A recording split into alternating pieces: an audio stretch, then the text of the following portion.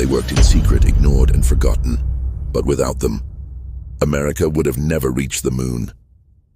In the early 1960s, deep inside NASA's Langley Research Center in Virginia, a group of brilliant black women worked quietly in a small, segregated office labeled colored computers.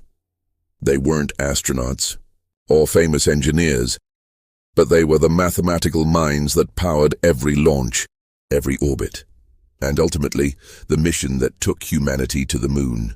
One of them was Katherine Johnson, a shy yet determined woman in her early 40s, with neat short curls, round glasses and calm brown eyes that hid a storm of brilliance.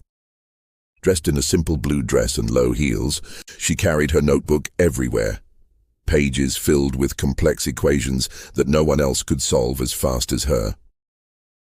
While most of America saw her as just a colored woman, NASA saw something far greater: accuracy. When John Glenn, the first American to orbit Earth, refused to fly until the girl checks the numbers, everyone turned to Katherine. She double-checked the orbital equations by hand, her pencil flying across the paper as the clock ticked down. Her calm voice broke the silence. "They're correct." And with that, America's first manned orbital mission was cleared for takeoff. Beside her worked Dorothy Vaughan, a woman in her 50s with warm brown skin, confident eyes, and tightly pinned hair beneath a neat white headscarf. Always wearing a grey cardigan over her work dress, she led the West Area computing team. When NASA started replacing human computers with electronic ones, Dorothy didn't panic. She taught herself programming, and then taught every woman on her team.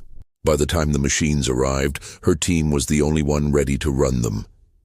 Then there was Mary Jackson, the youngest of the three, with expressive dark eyes, a bright smile, and a fiery personality that matched her red headband. She was bold, too bold for 1950s Virginia.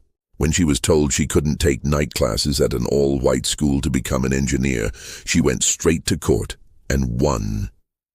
Mary became NASA's first black female engineer, proving that intelligence has no color and courage has no gender.